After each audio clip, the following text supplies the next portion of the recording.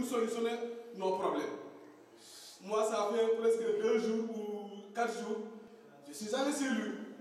Mais si c'était un autre, comment je devrais faire? Je dois chercher un rendez-vous. Mais il dit ça, il va. Je sais sa maison. J'aille, je l'appelle. Le grand, j'ai un tel problème. Il me le répond. Je demande à tout le monde, nous qui sommes là, faisons la politique ici jusqu'au village. Faisons la politique ici jusqu'au village. Appelez à nos parents,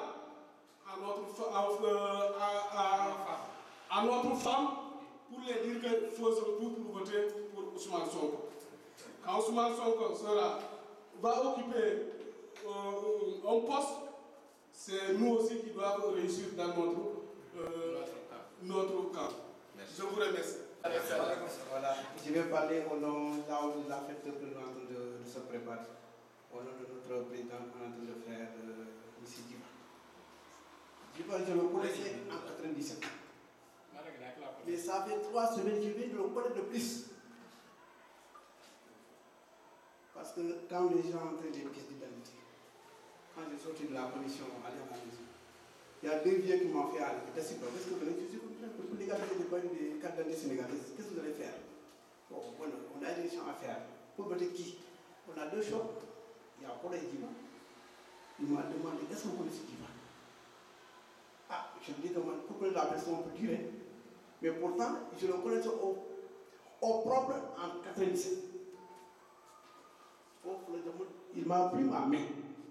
Djiba, je vais te dire, si c'est pas rien pour nous dire, il m'a amené au polygone de Maton. C'est le bas qui m'a dit que Djiba, c'est là qu'on posait des soblés. Il a travaillé le soblé de polygone. Si on a 10 mois, je ne sais pas vrai. Le début, il m'a dit que Silva, Djiba n'a pas fait le coup espagnol qui est à Maton. Si ou non, c'est bien malade.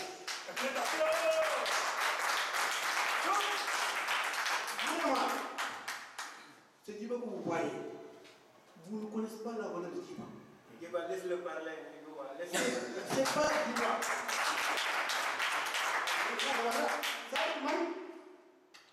Et il m'a dit que c'est pas Djiba. Si c'était quelqu'un d'autre, le docteur Djiba. Après, tu te présentes. Voilà. Non, je m'appelle Djiba Silva. Moi, je suis Diago. Merci. Et par la suite, il me disait que si ce vieux n'a jamais parlé français, toujours là, essaie de tenter de parler en partie de la politique, c'est Djibané. Et essaie de faire 2 parties. La politique externe, la politique intérieure. C'est pas quelqu'un que vous allez choisir. Essayez de choisir la personne qui va nous soigner ici en Espagne, en Europe.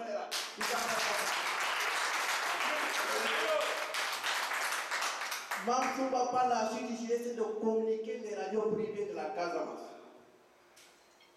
J'ai communiqué avec la radio de Goudan. J'ai communiqué avec la radio de Sami. J'ai communiqué avec la radio de Dilaï. Modou Baji, le maire de Wong, celui qui est en déplacement. Alors je peux l'appeler à l'heure là. Boundia qui s'est sorti, Boundia Mini qui s'est sorti, il est de Algondi. C'est là-bas qu'il m'a parlé. Dis nga en ce que vous parlez. Il m'a appelé à l'université. C'est Boundia. Sonko, c'est quelqu'un qui a mis au monde, c'est qui l'a mis au monde. Da Silva. Chaque émission en partie 11 heures, toutes les 5 radios, on partage l'image avec vous à l'extérieur. Il a fait communiquer ceux de Nialis. Ce que veut dire le lancement de Djiba avec Sonko. Ah, c'est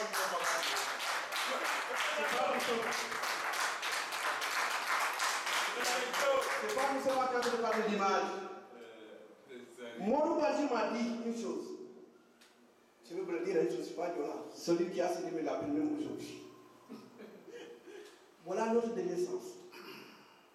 C'est ce qu'il m'a dit. Et je vais le transmettre. Si on ne parvient même pas à régler, on ne peut plus régler encore.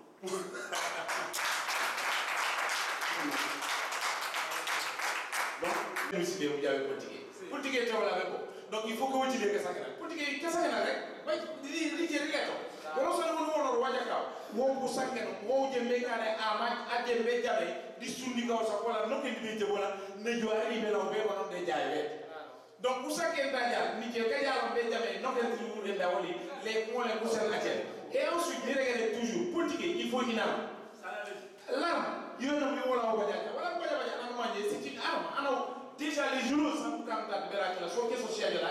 Je sais que quand même il contacte comment il dit ça dit pas. Bah on même comment c'est une arme. Quand même comment il joue. Quand même comment se connaît moi. Il est membre, il est quelqu'un qui va créer quand même comment il joue. Donc elle n'a même pas parlé de ses diplômes. Encore sur diplôme, il se dit pas. Encore, allez,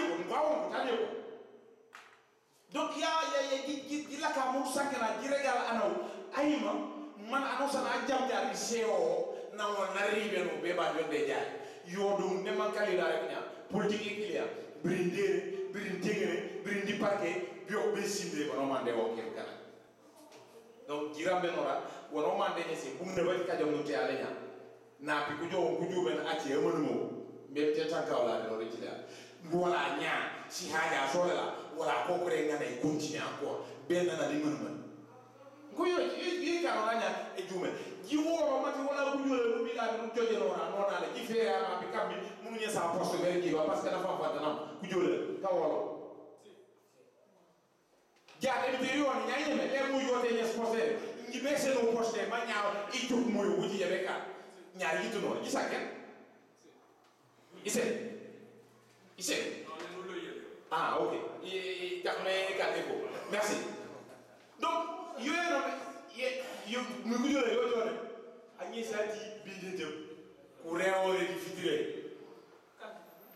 est-ce que vous avez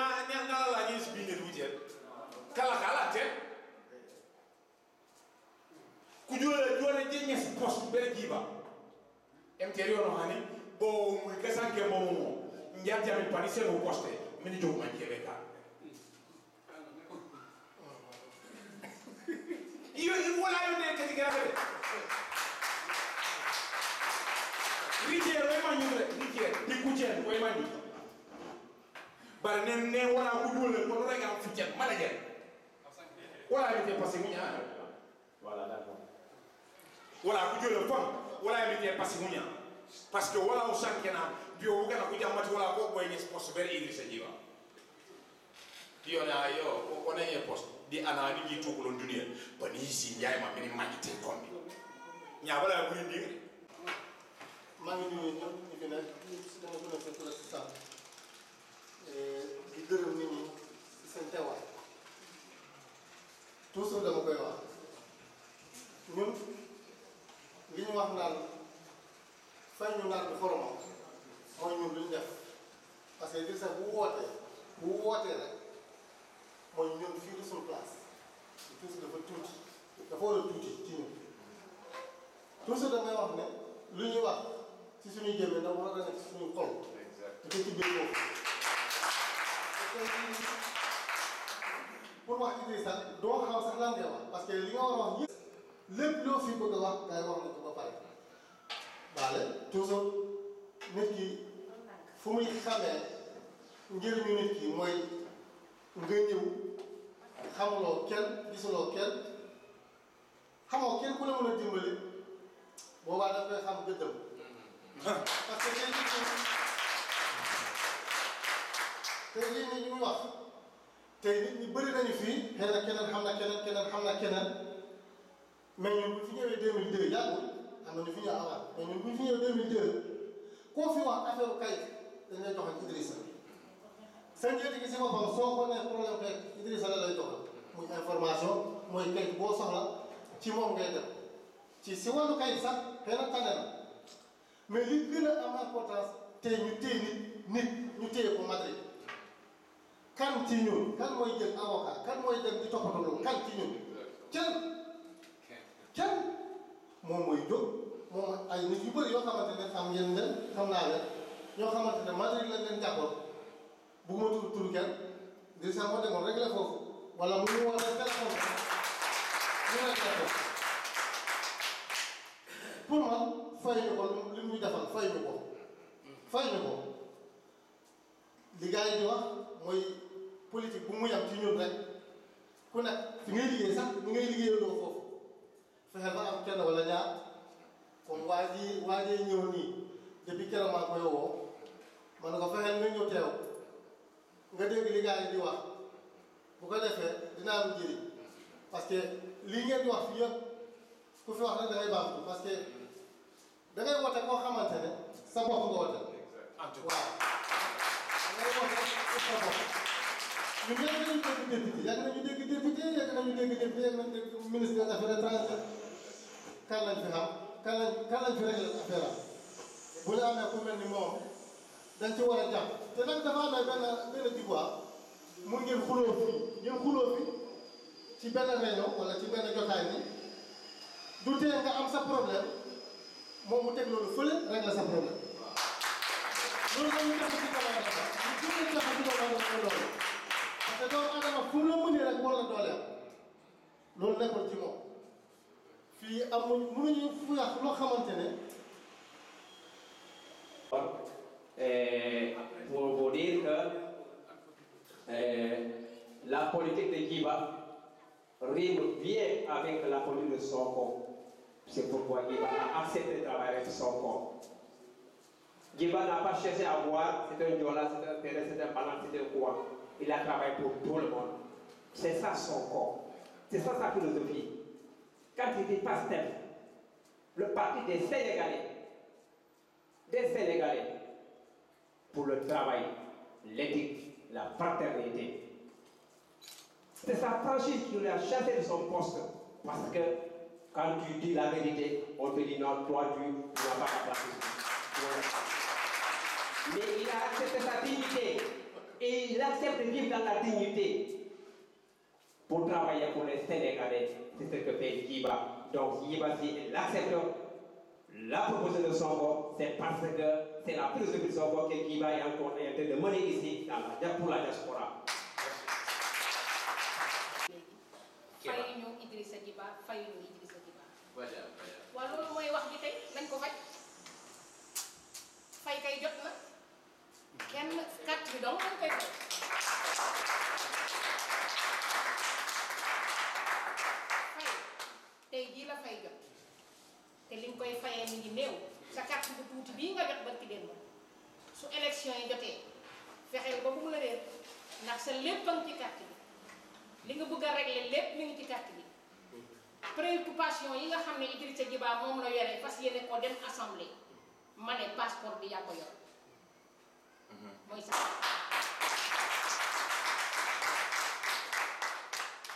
nga la waay li ma ko waxee woon rek fi mu nekk nii xam nga lan moo xew ñu wax ba bu ñu juum ci vote bi loolu mooy ñor actuellement bi ne ma ko waxee woon rek ku nekk xam na ne 47 yi nga xam ne ji moom lañ doon watee ma ne yëf yaa ngi foofu gis nga fi ñuy seet yëf yi naan fay na diw mi ngi ci foofu parce que da ngay xam ne Sénégal les innocents ñoo ëpp am na ñoo xam ne ñi foofu dong la ñuy jiime mais am na loo information yoo xam ne bu duggee borom nit lu mu màggat nga ne ko boo demee wëral Sonko bi Sonko sax dafa neex a xàmmee nag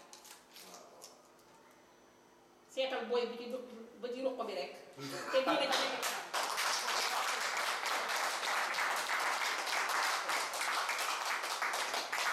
moom li mu incarné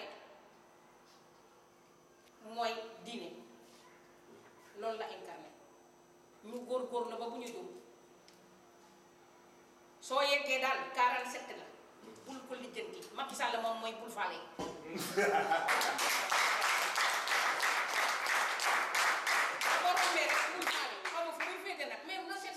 comprendre bul faale rek Ousmane Sonko ba pare man damaa ëppal man damay dem wëri Sonko ba pare téye bu dox rek laa téye ba pare dama wëri yeneen donc Sonko la nekk le complément d'objet direct xam nga moom jàngale nga wëri nag day joxe wëri nag nga soog a wër nag ñetti yooti dolli nga xam ne bu ne la gaawal rek yow yaa ngi sa benn sax yaa nañu góorgóorlu rek ba nit loolu daal moo am solo actuellement nii. incha allah. soxna di kontaan nañu. waaw kontaan tuuti sax mooy ci panel bi man kii Sonko teel ma koo xam mu ngi toog fële ci Idrissa Kawsu dafa ne jiwa doo dem ci kii nu mu tudd Sonko mu ne ko si Sonko tàllal na ma loxo bu yàgg man sax dama bañoon dama ne woon déedéet parce que xaw ma woon Sonko teel ma koo xam mais am na ci panel bi wax bi nga wax xam naa yow yaa ko wax da nga ne nañu lancé ay vidéo ci biir nit ñi di ko déglu léegi loolu ci loolu laa sukkandiku di ko déglu ma xam ne kooku mooy Idrissa waaw. tur bi ak xaw ma kan moo ko doon turu Pastef mais boo seetee doxalina di nga xam ne kooku ni ñu ko tuddee Pastef mooy moom waaw nit koo xamante ne tey kii nii bu nangu woon li ko état bi proposé tey duñ toog fii di wax ay waxam day toog di boo ci këram di fay bu xaalisam di def lu muy def waaye talul loolu dafa bëgg changer carrément doxalin bu bëggee changer doxalin bi te ñun ñëpp gis nañ ne doxalin boobu ñuy doxal arrangé wuñu baaxul ci ñun dañ ci war a jàpp foo gis sama ne sa fay ñu ko parce que nit ñi dañu waroon gën a ñëw te moom du laajte dërëm lu muy laajte itam war nañ koo mën a xam moom du ñu ko wax mais ñun war nañ koo xam mooy lan su ma leen wooyee ngeen wuyu ma su ma leen ne fii la dañ koy fay mais su ma leen war a taxaw foofu bul ñëwal sa bopp kese déedéet yow kese moom kese xam na ne am na la mais war nga indaale keneen waaw loolu daal laa ci jublu daal. S'il s'agit de remercier une personne, c'est Mme Koumba que je vais remercier. Ah bon, il nous Dans notre panel, je l'ai entendu dire que Sonko, c'est Idrissa. Voter Idrissa, c'est voter Sonko. Elle dit que Sonko et Idrissa, il n'y a pas de hasard. Ça, qu'est-ce que ça veut dire? Si vous regardez la biographie de ces deux hommes, vous verrez que ces deux hommes-là, il n'y a pas de différence. C'est une coïncidence. Donc, on va faire tout pour que le 30, que ces derniers-là soient députés de l'Assemblée. Les deux-là. Oui. Elle dit que entre Sonko et Idrissa, il n'y a pas de hasard. Vous savez le parcours universitaire de Ousmane Sonko? Après son parcours universitaire, il a réussi à un concours d'inspectorat des impôts. Et Idrissa Djiba, après ses études universitaires, après le baccalauréat, on l'a amené en France pour étudier. Vous savez, ces années-là, c'est pas n'importe qui que le gouvernement sénégalais envoie quelqu'un à l'étranger. Vrai ou faux? Ces années-là, c'est pas n'importe qui que le gouvernement envoie un fils du Sénégal à l'étranger. Ce n'est pas un fils à papa. Après avoir réussi son concours d'inspecteur, 3 ans après, il a créé son propre syndicat avec ses amis. Après avoir fini ses études en France, il s'est dirigé comme... C'est pas moi qui le dis, c'est Mme Koumba qui le dit. Il s'est dirigé vers l'Espagne. Et de l'Espagne, il a fallu un temps, il ne reste que le temps de s'installer. Après avoir s'installé, il est directement incorporé à la CCO. Là aussi, c'est un syndicat. Donc, l'autre a créé un syndicat, l'autre s'est incorporé à un syndicat. C'est comment Koumba dit, vraiment, s'il s'agit de remercier, c'est Mme Koumba qu'on va remercier. Vrai ou faux? Donc, aujourd'hui, le hasard est voulu. Djiba dit que Idrissa Djiba a toujours été député. Et Mme Koumba dit que, répète la même chose, il dit que Djiba est toujours... Ça veut dire que jusqu'à présent, Djiba est député. Il ne nous reste que la confirmation. Ouais. Donc, cette confirmation, c'est pas à Mme Koumba, c'est pas à Djiba, c'est pas à Sonko, c'est nous. Nous allons confirmer le 30 juillet pour qu'il soit député. La confirmation, c'est le 30 juillet. Donc, je vous demande,